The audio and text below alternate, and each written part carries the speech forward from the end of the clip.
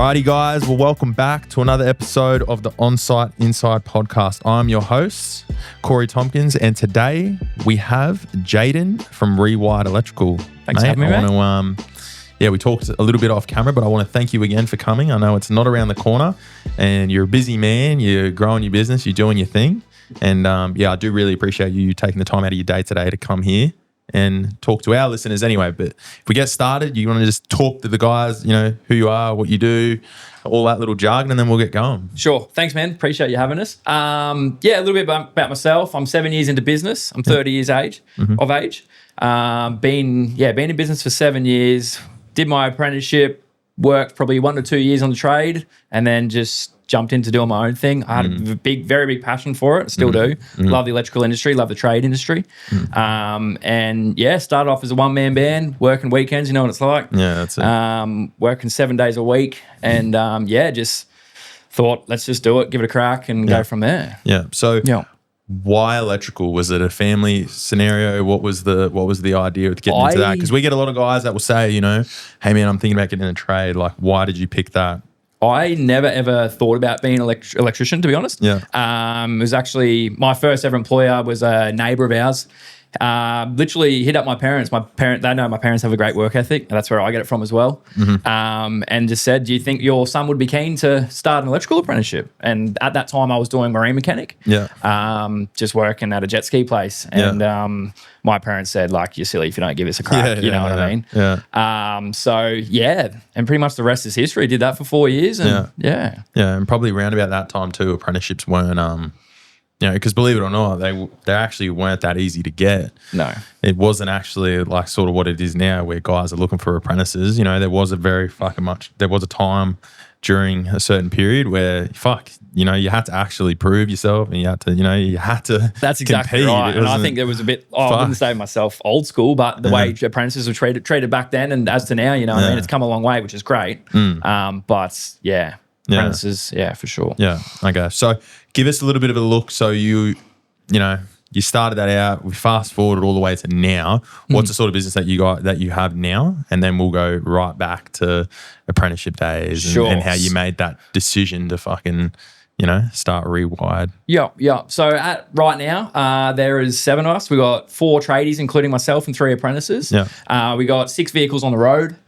We do commercial, residential, a little bit of maintenance, but mainly our bread and butter at this time is commercial. Doing a lot of gym fit outs, a lot of workshop fit outs and stuff like that. And then we're still doing our luxury new homes and still doing bits and pieces for residential clients as well, the people that got us to where we are today. Yeah. So you can't let go of them or forget about them. Yeah. Now we've got admin in the office full time, which is good. Take a bit of stress off me, get myself back out of the office and I wouldn't say back onto the tools, but back sort of into a BDM role, working on the business. So it's great. No, that's good. All right. So did you subby for a little bit when you first got out, or did you go down the path of a full-time employee? And then what was the decision in the road for you to be like, fuck this, like I'm just going to go and, sling and bang it myself. Like, get my own company. And because it's hard, man, like, people hear you now and they say, oh, fuck, like look what he's got now. Like, fuck, that was pretty fast. But like, I'm sure there's been many challenges in between. Of course. How did you make that decision, I guess? For sure. So when I was a qualified electrician, I had a big friend group, big family group, obviously doing a lot of cashies on the weekends. And then I just got to one day and I was just like, actually, it was the worst timing ever. I just finished building my first home. Yeah. And I was completely sick of it. I was doing cashies left, right and center. I had no time to do it on weekends anymore. I said to my parents, I want to borrow some money. I'm going to start my own business. And it's pretty much sink or swim from then on. Yeah. I did a bit of subby work along the way for the first couple of years. Yeah. Just to fill in gaps here and there. Yeah. But majority of the time, it was just me hustling, trying to bring in my own clientele along the way. Yeah. Because and I think that's what you said at the start, doing 60, 70 hour weeks. It's the norm, It is the norm. It's got to be done. It's a hard pill to swallow, and it is hard. Like I know a lot of guys that will message me that will say, I'm thinking about starting my own business and I got a family and I got this and I got that. Fuck, there ain't no easy way to put it. And I think there would have been a point similar to myself where, you're doing weekend work or cash work or fucking whatever it is. You might be doing little quoted work here and there, but you would have got that busy doing that sort of stuff that it would have nearly outweighed the stuff during the week. You know, for me, I literally I say to even my apprentices now, I was earning more cash on a weekend as an apprentice than I was during the week.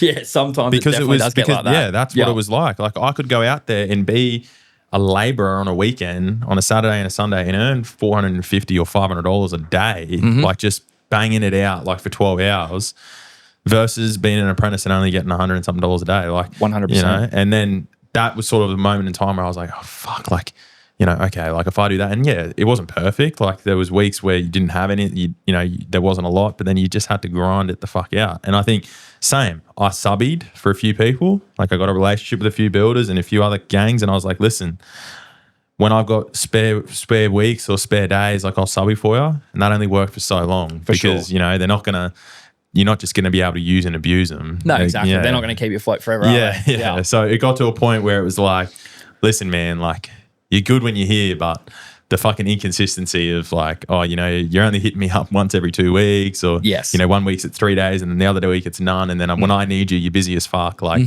you know, and that was a sort of a moment in time where it was just like, okay, like fuck. You know, not that they said no, but they were just like, no, unless you can give us a week at a time, I can't have you. And make it consistent too, obviously. Same thing, roles reversed, like us wanting to use subbies, you know what I mean? Like we, in that role, like, yeah, we want to use subbies, but also they can pull out you the day before and you've had a job booked in for 3 months, you know what I mean? So coming from that side of things as well, it's never easy to do it that way. Yeah, and it is hard. Like we don't really use subbies at all. Because it's just how I know how like it's probably fucking more volatile with chippies than it is with anything. Oh, we don't use subbies at all. But like fuck, it's literally, you know, you lock them in, and then bang, message next day. It's like, oh, sorry, mate, like can't get there. It's like fuck. That's right, 100%. I'd rather tell our clients they got to wait 2 or 3 months, or I'd rather not tell them that, but I have to tell them that instead of getting Joe Blow to come give us a hand and delivering a different type of work to what we actually do. You know what I mean? So getting jobs and all that sort of stuff, was it all word of mouth at the start? Or did you know, how did you sort of cross that bridge right at the start with getting work? A lot of, to get to where I started, it was a lot of word of mouth, a lot of friendships, a lot of friends of friends. And you were just mainly doing houses at this point? Yeah, all resi, Just all resi. Didn't do any commercial at all. Yeah, new builds? Well, not on the weekends and stuff like that when I first started. Yeah. But I was just literally putting up fans, changing downlights, upgrading downlights to LEDs, putting in PowerPoints for Simple Joe Blow. Stuff, But very, very simple stuff. And then did you go down the path of the rates and the whole not so much the space? projects. No, I was doing that previously as a tradesman before I went out on my own, and I learned pretty quickly from my employer that it wasn't really the way to go. Just money wise, turnover wise, cash flow wise, the money wasn't there. Obviously, everybody's different, but he didn't make it sound very appealing to me, so I didn't really want to go down that route at all. Yeah, it's funny because I've had a few, like even close mates and stuff, guys that I've spoken to about going from, you know, house bashing pretty essentially all the way through to, you know, custom stuff. In your opinion, do you think it makes a better Sparky if they come from, say, house bashing and then you mold them into like commercial, or would you rather them come from commercial and then have to like implement that sort of speed and that urgency that you would probably get when you're coming from that point of just bashing it out, you know? I'd honestly love to grab staff that have come out of house bashing because, like you say, you get the speed out of them. They know how to work in a fast environment. But also at the same time, they only know 5 or 6 different things. You know, it's all clockwork. They're doing one builder, 4 different plans all year long. So they're doing the same thing. It's just rinse and repeat. So they only know a very minimal of what you need them to know. But obviously that's no fault of their own, it's just where they've ended up working. But like I said, getting that speed is a big thing for sure. Because teaching someone speed is not easy. Hard. It's hard. Like, and you know, that's what I found. And even in the sort of space that we've come from, it's like when I get guys that, because a lot of our stuff is like childcare in school. So it's like not the project sort of style stuff where you just fucking, you know, 12-hour days, no shirt, just going at it. That's not what we're at. But when I get a guy that's come from that and I put him on a job where it's a little bit more intricate and stuff, it's a lot easier for me to teach him to say, hey man, like, you know, you either need to slow down a little on this, or like I need this perfect, or roles reverse. I get a guy that's come from that commercial sort of space, and that's the issue that we're finding at the moment. So I'm getting guys that have come from that space, and then there might be a particular residential job or a contracted job that is sort of, you know, that type one where you're like, listen, man, I need you to bang this one out. It's like fucking like oh man, I don't know what the fuck. It's like, fuck, Yeah, like, no, I it's see so that. hard because Yeah. it's like, oh, you know, they've never been on that other side, and I just think that other side is so, it gets bashed a lot from guys where it's like, oh, just create shit tradesmen, this, that, and the other. I guess it's, you know, Yeah, it depends how you look at bit it. of 50-50. Yeah, it depends what side you're looking at it from. Yeah. Obviously, business owner's point of view, having that training in the project side of things and getting the speed up is a big thing to have behind you. That's for sure. Yeah, and Yeah. you know, the quality isn't there, but Yeah, exactly. It all depends. If you got the quality and the speed, obviously that's exactly what you Fucking want. perfect Yeah, that's world, great. yeah. Yeah. But hey, we don't come across that often these days, do we? I wish. yeah. Wow. So now that you say you've grown the team to 7, was it always 7, or did you have a point in time where it was more or less? And how have you been able to, you know, with scaling, what's Yeah. been some of the biggest things for you, you know, because you have a lot more. You got vehicles, I'm assuming fuel cards, insurances, fucking you name it, mate. Like Literally, you know, lots of you know, overheads. Yeah. Honestly, didn't want to come to this point. Yeah. I was happy just with 2-3 blokes, including myself. So what was the point? What was the pivotal point then? Our bigger clients scaling themselves. Yeah. We'd have to keep up with them. Obviously, if we don't keep up with them, they're going to go elsewhere. Yeah, and I don't want that to 100%. happen. I built relationships with these people from the ground up. Yeah. Kept them happy along the way. Yeah. So you want to keep them happy to keep bringing the workload in. Yeah. So like I said, I didn't even want to get to 8 staff now. We're still looking at a couple more. But that's the only reason I don't want to. I always big believer in Was it a quality thing? Like what was quality and what am I trying to say? Like it comes down to quality, and the way I've built my clientele is front face because of myself and people. All my staff are people. Yeah. You know what I mean? So trying to find everybody that fits in within the company and keeping our clients happy is another big thing as well. But you're trying not to lose the culture. Yeah. because it is hard. Yeah. You know, when you get to, I think statistically they say around about that like 15 mark, that's when you start to really lose the reins a little bit, and it becomes a lot bigger than yourself. Yep. You know, you rely on the guys that you've got on the ground. They're the ones that are being the face. They're the ones that are building the relationship with the client and stuff. For me, it was something that I used to consistently have the problem with, because it was always they wanted to, you know, a client wanted to work. They wanted me. They didn't want the company. That's They exact same. wanted me. Yep. They wanted me there. They felt reassured when I was there. They could call me.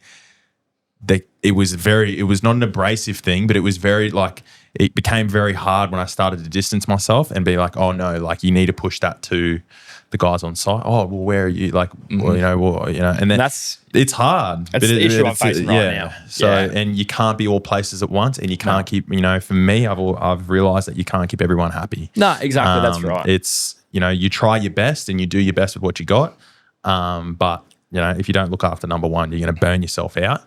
So it is hard. Yeah, exactly. Unfortunately, you can't wear all the hats within the company as much as you want to. You got to. You want to be the tradie to do the quality, and you want to be the leading hand to push the guys, and you want to be there to talk shit with the guys, but then you want to be in the office because you want to look at the numbers, you want to work along with the admin, you want to improve the business internally. You haven't got enough fucking time in the world. That's exactly right. You don't have enough time to do one of those things, let alone 7 or 8 of those things, you know? So, obviously that's the problem I'm dealing with at the moment, is obviously trying to, I've literally got up until last week, I've got clients email me and calling me saying, will it be you attending the job? I'm like, I wish I can come replace your fan for you, but I've got bigger fish to fry, you know? So, I'm so appreciative of that client still wanting us to come do bits and pieces for them. But the way the company is at this stage, I've got bigger things to do. Yeah. So unfortunately, without sounding rude, Yeah. but it's just the things you got to deal with when you're growing. Yeah. Yeah. All right, guys, congratulations. You're halfway through this episode. I hope you guys are really enjoying it. But first, I just want to make a special thank you to Ideal Group Australia. Without them, I wouldn't be able to bring this podcast to you. So special thank you. I hope you guys are enjoying it. Buckle in and get ready to listen to the end of this episode. Yeah, and for the guys that are listening, I know it sort of seems a little bit like, oh yeah, but fucking you just stay in the pocket and you can just stay there on site. Like, I'm sure you can just do both. Like, you really can't. This is the journey that I went on. it almost became more of a hindrance when I was there. And that was like a come to light moment when one of my leading hands pulled me aside and he was like, mate, listen, when you're here, it's great, right?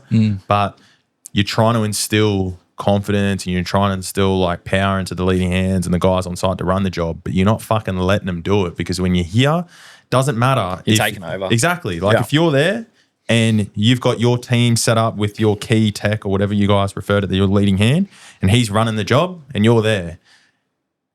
Perfect analogy. Everyone that is underneath him that should be reporting back to him, they're not going to be reporting back to him when you're there. No. They might be, but if you go up to him and say, hey, man, I need you to go and do that, they're not going to turn around to you and say, oh, no, I can't fucking do that because he told me that I need to do this. They're going to listen to you. They're going to listen to you. And that was sort of a moment in time where I was like, okay, like, fuck. Like, I started to see it unfold in front of my eyes.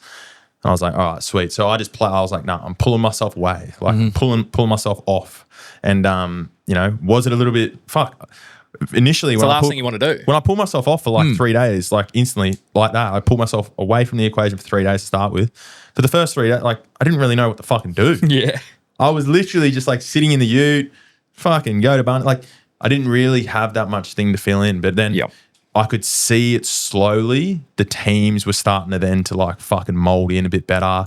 He was then creating relationships with the managers or like the CMs and stuff of the sites. And, I wasn't there so much. Like it was just, it was sort of a fucking bit of a moment in time. And then that's when it fucking hit me where I was like, okay, sweet. Like I don't need to be there. It's a hard thing to let go And of, everyone baby, goes, hey? efficiency, you're going to lose efficiency. Yeah, but you need to be okay with that. You're never going to be able to, like the guy that you employ will never do it as good as you can or as quick fast as you can. You're always the best at everything, right? Every business owner that say to you, You just ask them. yeah, I'm the fucking bee's knees, Yeah. I'd bang that out in 10 minutes, like whatever. Like, but the reality is that when you get to the point, it's like, okay, like once you swallow that pill that, they're not going to be able to do it as fast, the way that I would or whatever. And then, as long as the quality's there and the client's happy and fuck. Like, And they're not taking too long. Oh, yeah. But then, like, for me, it comes down to the whole pricing thing as well. I was pricing it for myself. You can't. I would look at it and I'd be like, I reckon I could do this in, we could build this house in a week. Yeah. Sometimes I'm doubling these quotes now. Yeah. You have to. And you got to allow for the worst, right? Like, fuck, it was only the other day we were like, we built, we got a flight of stairs on this commercial joint that we were building. I was like, surely, like, fuck, 3 days. Like, that's fucking heaps. No.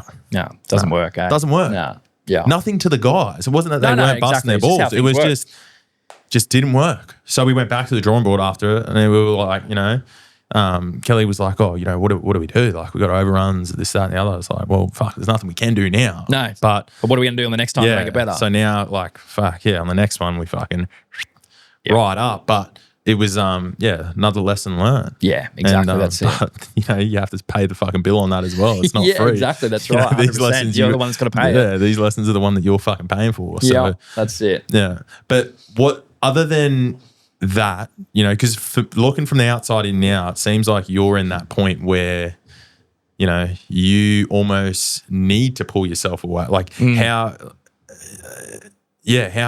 it all going at the moment for the guys? It's hard. I haven't been on the tools. Have you got one team or have you got? Nah, so I've got between 2 and 3 teams. Depends what's going on. Yeah. Got one crew doing the commercial, got one crew doing the resi, and then a couple of blokes. I always chop and change the apprentices around so they get a bit of feel about everything. And then do you just float? Yeah, I haven't been on the tools, man, for probably 2 years. I've been on the tools for 10 days over the last, say 2 weeks over the last 2 days. 2 years, sorry. And that's not by choice. I want to be on the tools, but I've got to be out in the background doing bits and pieces. And And did you have any pushback from guys that you employed? Because I've gone through probably 2 life cycles of employees. Yeah. The first initial one was when I made that big jump initially. I think at that point I had like 9 or something guys. So went right back down to 5, and then. What do you mean by pushbacks? Pushback, like, what are you doing all day? Like, mate, I still get it to this day. Bet you fucking just sitting at home doing nothing. Like, it's from the obviously staff. joking. It's joking for the most part, but there an are extent. some times where, oh, why don't you fucking come out here and do it then? Like, Exactly. you And know? my crew's pretty good. They do understand there is a lot that goes on behind the scenes, Yeah. but also at the same time, they think I'm sitting at home at 2 o'clock in the afternoon while they're working at 5 o'clock. It's not the Yeah. case. Yeah. If I'm at home, I'm still working. You know what I Yeah. mean? It doesn't stop. You know what it's like. Yeah. But hey, I choose to do that. I'm very passionate about it. I love doing it. I wouldn't have it any other way. Mm. But yeah, I'm always working. I'm working in my sleep. You know what it's Yeah. like. You wake up in the middle of the night, Yeah. you roll over and you put something on your phone. Oh, it's just like it's, notes and yeah. things you got to remember before you wake up the next day. And Yeah, I've got probably 2 or 3 guys that have been with me all the way. Yeah, like nice. they've seen the business change and mold, and guys come and go, and fucking me come and go, and like I'm thankful enough that those guys have, you know, they understand what's They've going seen on. it all. Yeah, but Yeah. how I think the year for me that it all set in stone was 2022. Mm-hmm. I set out with a big goal that year. Was that was the year that I really pulled the trigger on. Like I was off site fully. I didn't go to site Yep. at all. You know, I wasn't doing deliveries. Wasn't doing nothing. Doesn't mean well. Let me reword that. It wasn't not that I was doing nothing. Yeah, it was no, just, exactly. I made that decision. Yep. That it was a point in time, and but with that, when I sat down with the whole team at the point, I think we only had. I think we hit 10 at that point. I sat down with all of them. I said, boys, at the end of this year, this is where we're going to be, and this is what we're going to be doing. And fucking, it was just a fire in my belly that it was like, okay, like if I've got all this time now and these boys are busting their ass, I got to produce the fucking goods. And like, Yeah. sure enough, at the end of that year, we pushed through. We got to where we said we were going to do. And by doing that, I just seen it in the guys' eyes. Like I seen it amongst the team that when I said we were going to go somewhere, we were going to do something, they believed it. Up until then, it was all just jargon. It was like, oh, boys, I'm going to pay you guys more. I'm going to get you this. We're going to do that. Like it's all just fugazi. It wasn't real. They never really fucking believed it. But when I said it and we did it, it was after that, it was like. Do you remember what you did? Basically, we went from, I think I had 9 guys at the time. We then went up to, I said to them, we're going to get to 15, right? So we're going to get 3 teams. We actually went to 17, and I got an admin on, and I wasn't going to touch site, and that the 3 teams were going to be fully, like it was just clear, Yep. right? There was only like 5 or 6 things. It was basically that, and that the 3 teams were going to be fully established as leading hands. Yep. And that leading hand would then get a full package deal set up Sure. with proper pay, and it was fully going to be, you know, automated to a degree. Like And that. how did that go for you? Did it work? Fucking it worked, Yeah. but man, it came with challenges, you know. That during that phase, don't forget, I said in January I started with 9, but in that year I had a full life cycle of employees go. So I had started with 9, I got down to like 5. Then there was points along that journey during the year where it was we didn't have enough guys, and then it was like, oh well, why don't you come to site and you can help us and we can hit that goal. Yep. Old me was like, oh, just throw the fucking boots on, go there and about. It's like, nah, Not doing it. nah. Can't So I'm do not it. doing it. I said, and then to the main guy's defense, when I worded it to him, I said, listen, I'm not being a dickhead about it or anything like that. This is why I'm not going to do it, because we built the mountain, we built the pyramid, we've committed to it. And if I do it this one time, who's going to say that I just don't do it again? Yeah, for Right? sure. Yeah. We said we're going to do it, and if we don't survive the storm, at that point, it was a fucking. We were hitting PC on some jobs. We were starting new, like you know what it's like when you're hitting completion on jobs, but you're also in that middle ground where you're starting new jobs. Fucking nightmare to deal with, right? Because of course. nothing works perfectly. Never Things are goes to plan. delayed. It's a fucking headache, right? Yeah. You've got defects you're trying to go back with. Mind you, you're not getting paid for those defects, but yeah, you still want to push the other claim.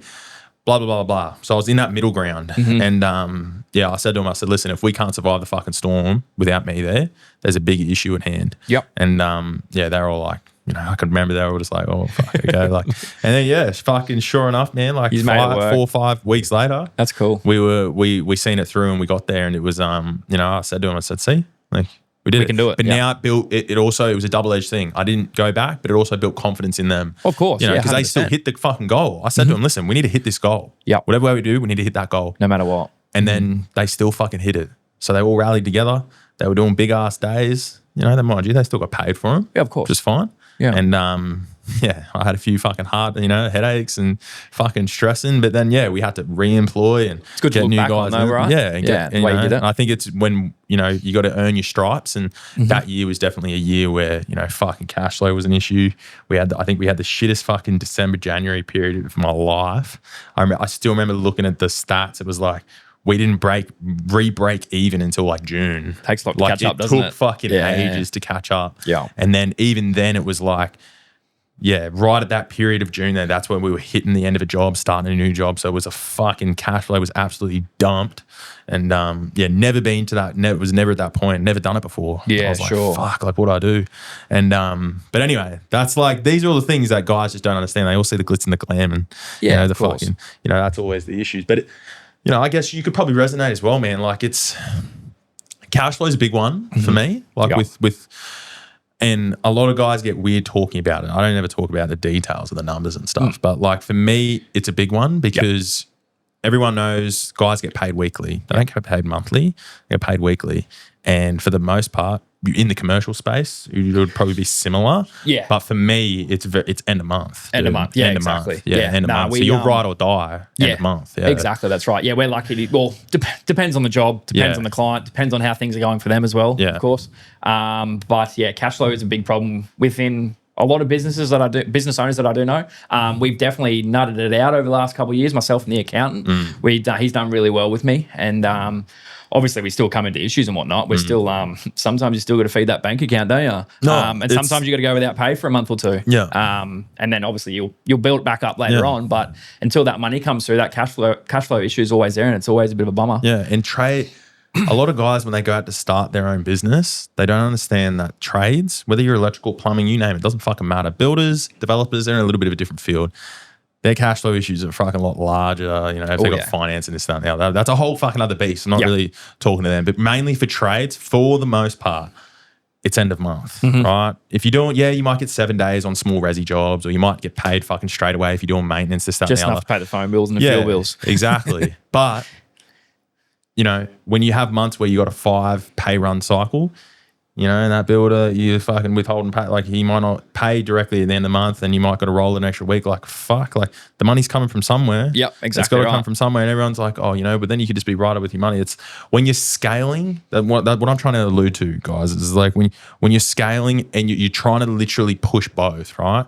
So you're trying to grow the company to a point to get yourself off the tools, to get yourself office team and everything like that behind you. So you need the guys on site. You can't really.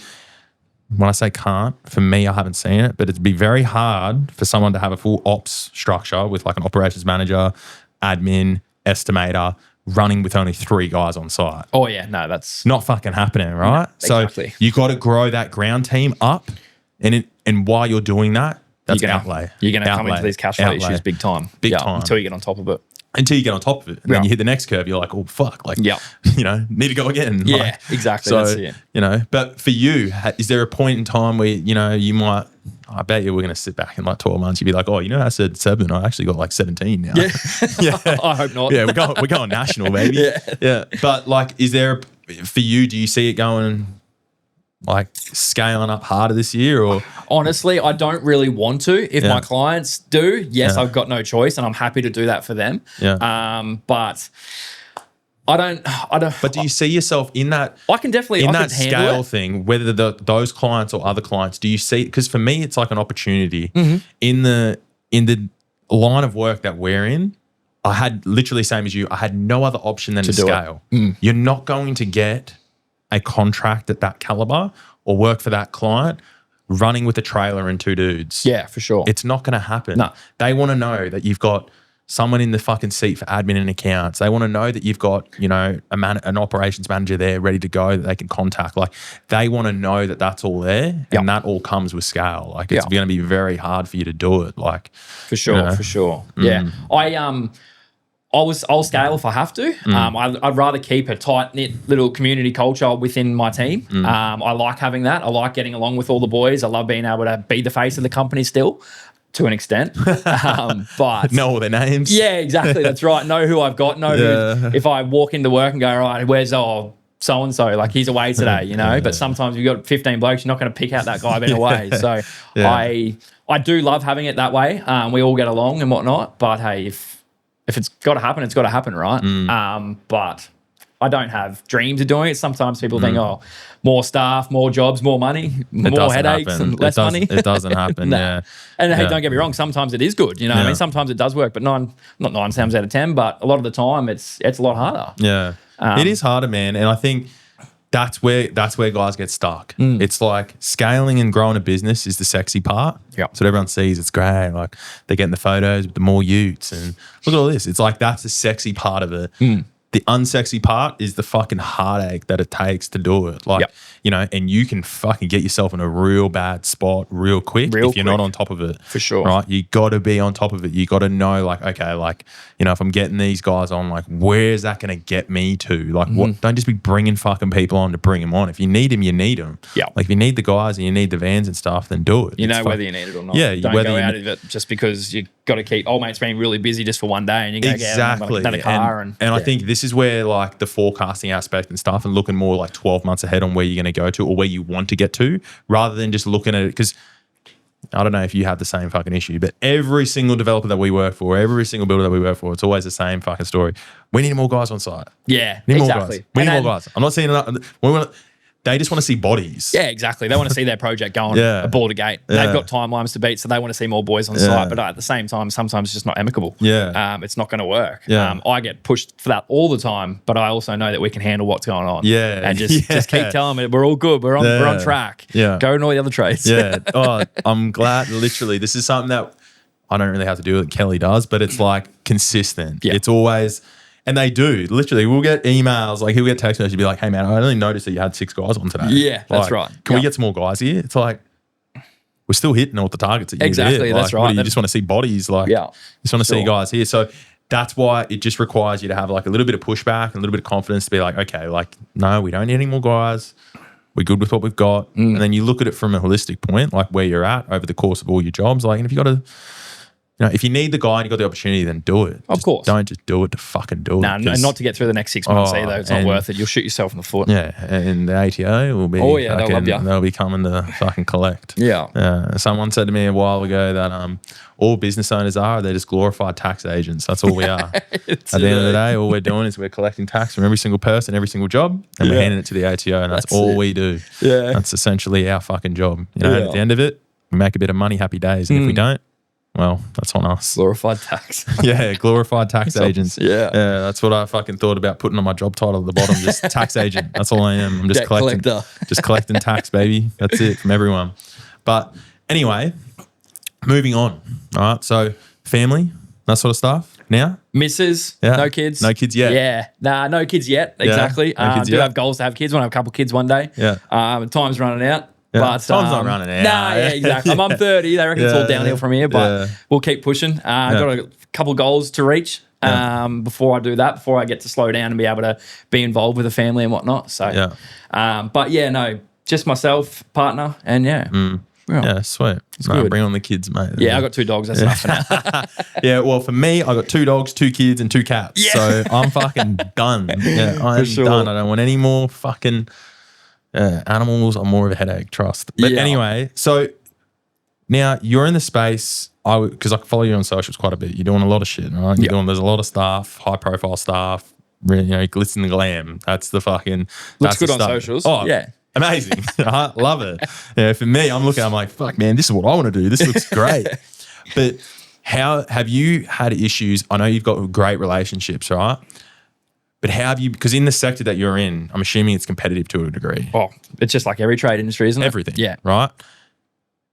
Have you been able to just keep the relationships tight, or have you had to, you know, finesse your sales thing? Because a lot of guys would just be going in on price. Oh, well, that guy priced me 110 grand on that fit out. Yeah. I'll give it to you. I'll give it to you for 90. Yeah. You know? Exactly. Yeah. And for the most part, for a lot of builders and a lot of customers, correct me if I'm wrong, but a PowerPoint's a PowerPoint's a PowerPoint. Yep.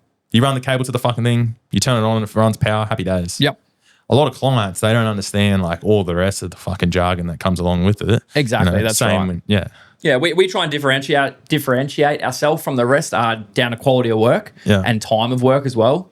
We got to hit timelines and deadlines all the time, as you know. So that's a big thing for a client. And then just sticking to budget for the client as well. So we work with two big companies that have tight budgets. They're turning over multi-million-dollar fit outs all the time. So they need to know where we're at price wise and whatnot. And if we obviously. We go into competition with other Sparkies and whatnot, but just. And are you more educating them along the way as well? You have to convince them along the way, or you got to convince them from the start, right? To get your foot in the door, and then keep proving yourself along the way. And I think being involved at the start, because for us, what I find is where you get fucked is you get involved too late in the process. Yes, like the budget's already set, the scope's already set. It's like, well, fuck, like. We can't make that work. No, exactly. That's right. It's not going to work, mate. You know, what you're wanting and what your budget is completely fucking false. And like, you'll probably find someone that will do it. You know, and sure enough, last 12 months, though. And sure enough, they'll just fucking for us anyway. They just go with the fucking cheapest dude, and I send them a thing, and I say, no worries, you just message me if you want us to fix something up. That's it. And it happens a lot of the time, doesn't it? A lot of people out there go in real cheap. They think, oh, this is a big dollar sign. I'm going to do that, and it's going to be easy as, and they're going to make money out of it. And halfway through the job, they've gone bust, or the builder's got pissed off with them, and now they come crawling back to us. And poor man pays twice. You know what I mean? It comes down to proving your worth and proving your quality of work. So you just got to differentiate yourself from the rest. Yeah. All right. Final thing. Apprentices.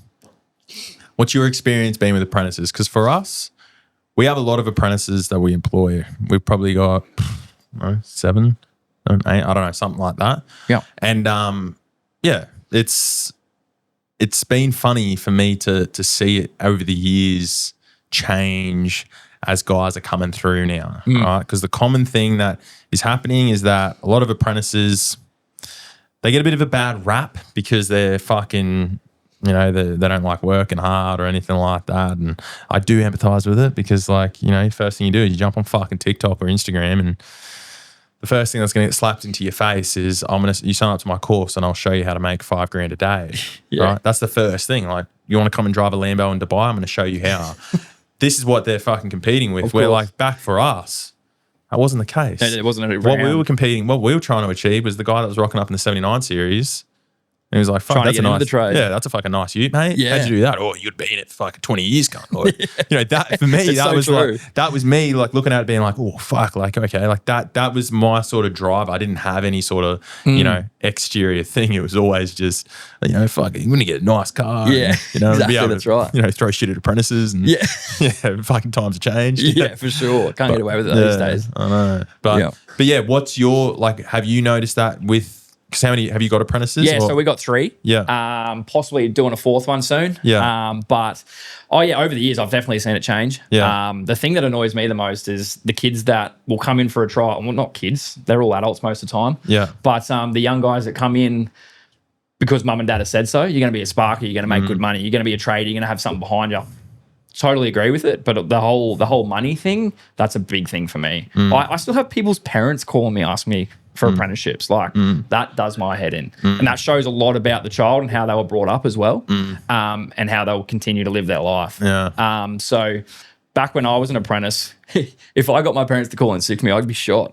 You know what I mean? So I've noticed that a lot recently too about, you know, parents stepping in for, and as you said, they're not child. They're fucking, if you're 17 or 18 and you're going to a job, like, You're it's an your adult. fucking job, dude. Yep, like, exactly right. You don't need your mum and dad to ring up and you know, if you're sick, you fucking make the phone call yourself. Don't text me either. Yeah, like, you make the phone call yourself, and you know, you don't have to get your mum and dad. Like, but I've noticed recently that it's becoming fucking, you know, it's becoming the norm. Like, for the parents to get involved in all the stuff. And don't get me wrong, I'm all for it. If they want to be involved with how they're getting treated in their employment and stuff like that, fair fucking enough. They can support along the way, 100%. Fair enough. But you don't need to speak for them. No, right? exactly right. They need to speak for themselves. And you know, the pay thing, massive. You know, it's a massive it's a thing that I've been ridiculed for, and something that I stand pretty strongly on is that for us,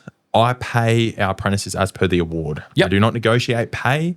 The government stipulates what I pay them. Yeah. That's it. Yeah. You know, and that figure, like, you know, love it or leave it. That's it.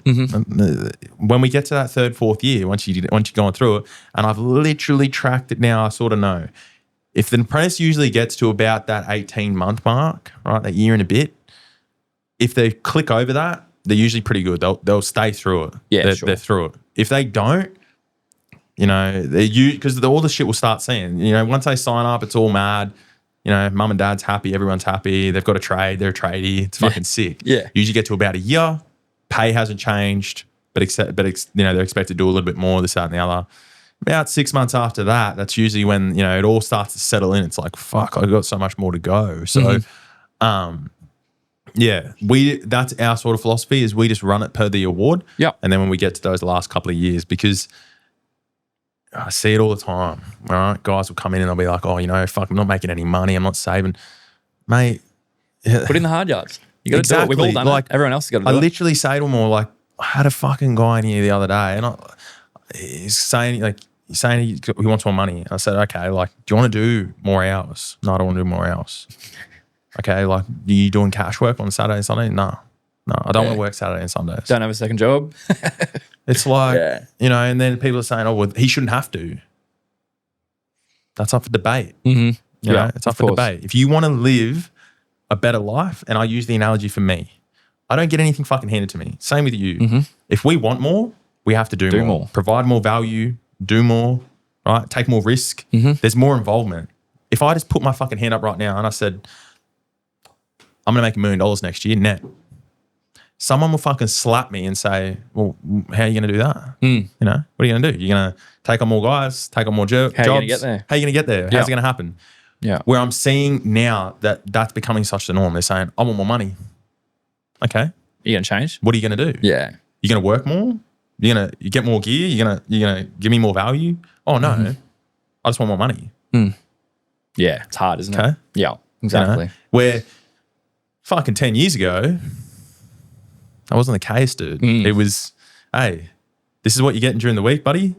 You want to work a Saturday or Sunday? Go for gold. Yeah. Go for gold. You know, if you're not working Saturday here, work until you can't work no more. Yeah. And that was just the fucking normal thing. Just to make it happen, eh? Just to make it happen. Yeah. And it wasn't that I couldn't have lived. And that's what I say to a lot of the apprentices. It's like, you can live with what you're getting, but if you want the ability to live a little bit more, you want to bit of freedom, go do on what holiday, you you want to save money, like fucking saving money. Like someone said to me the other day, like, oh, you know, I can't save anything.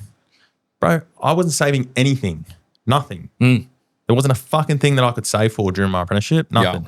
Everything that I earned, I spent either on tours or fucking lunch, or it was just like, I would literally probably save maybe $20 a week if I was lucky. Yeah, for sure. Yeah. The only money that I would really be tangible to save would be the money that I would get on the weekend. That's it. Yeah. You know, it's not designed. The setup is not designed for you to get 4 weeks at TAFE, 4 weeks annual leave, 2 weeks sick leave, fucking fuel, van, or whatever the fuck it is. Yeah. And for you to save $200 a week as an apprentice that knows nothing. Nice, eh? Yeah. It is not set up for that. Yeah. For sure. You know, so, but, you know, fuck.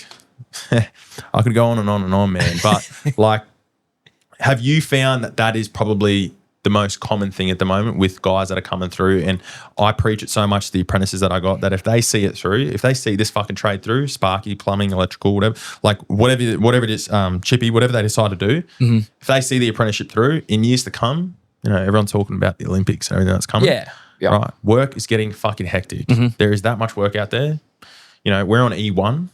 Every week, there's like 270 new tenders coming out. Yeah. Every single week, hand on hand. Every week, there's new jobs coming up. So it's like there's not enough guys to do it. And I keep saying to the guys, I keep preaching to them, mate, if you just see this thing through, I'm telling you, in years to come, you're going to be fucking hard to find. Yeah, because everyone's going to need things built. We're going to have no one here to do it. Exactly right. Yeah, 100%. Yeah. So, but yeah, that's my little fucking 2 cents of apprentices and all that jargon, man. But yeah, exactly. Yeah. So next up for Rewired, what are you guys working on now? Always working on things. Yeah. Always trying to better the company. Always trying to train our staff. I don't know, man. There's lots going on. We just got to just keep on top of things. That's the hardest thing. Keep on top of things and keep our clients happy. Keep doing that, and we'll grow as we need to. Fuck, I just realised too, because you're on the Gold Coast, you would have a whole new kettle of fish of guys that are applying for jobs down there. Oh man, it's Want every chaos. Friday off, mate. Got to catch the surf. Fuck, it's bad. It's so bad. Yo, eh? can you work a Saturday? Yeah, no chance. Not a chance. No, you got to get in 3 months in advance to get a boys' work Saturday. Eh? Yeah. No, but hey, it's all right. My crew's good. I got a really good crew, Yeah. so, which is great. Yeah. When Yeah. you go from 7 to 70. Yeah, no, it's not happening. I'm turning grey already. I'm not doing it. Yeah. That's all good. What do they say? It comes with scale comes, it gets easier, they reckon. It becomes everyone else's headaches. Yeah, of course, that's right. It's Yeah, just spread it your out a risk, bit. your money. Yeah, that's right. Yeah, you go Yeah. bust real quick. But anyway, course. man, I want to thank you for coming on. It has been good. We've just been yapping away, which is good. They're always the best ones. And I hope you guys that are listening got some little golden nuggets from it anyway. Yeah, thanks, heaps. Appreciate your time, mate, and thanks for everything you're doing for the industry. Thank you, mate. All right, we'll see you on the next one. Hey guys, thanks for listening to this week's episode. If something hit home for you, it would mean the absolute world to us if you could like and share this podcast with someone else that would benefit from it. Tune in to next week's episode, as this will be one that you don't want to miss.